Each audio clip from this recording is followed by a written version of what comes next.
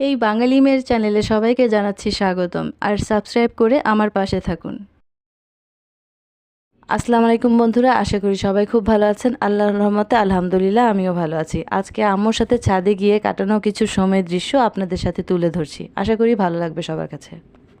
দেখলেন তো আম্মু ছাদে গিয়ে পাখিদের জন্য খাবার দিয়ে দিচ্ছে, আর এই ফাঁকে আমি লেবু গাছ থেকে লেবু নিয়ে নিলাম লেবুর শরবত তৈরি করার জন্য। আর এই থাই পাতা দিয়ে আমি শীতের মধ্যে অনেকবার থাই স্যুপ রান্না করেছিলাম। আর এটা তো সবাই চেনেন, মিষ্টি কুমড়ো গাছ।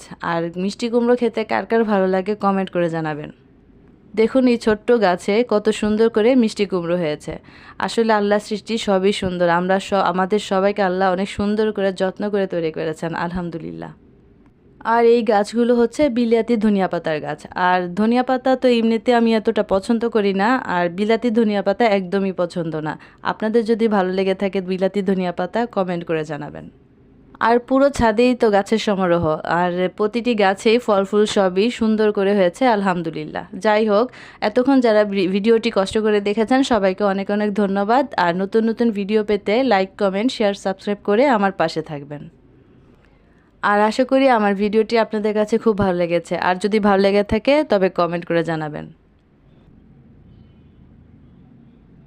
আর এখন তো ঘরে চলে আসছি, আর লেবুর শরবত তৈরি করে ভিডিওটি এখানেই শেষ করতে যাচ্ছি। আর এতক্ষণ যারা ভিডিওটি দেখেছেন সবাইকে অনেক অনেক ধন্যবাদ।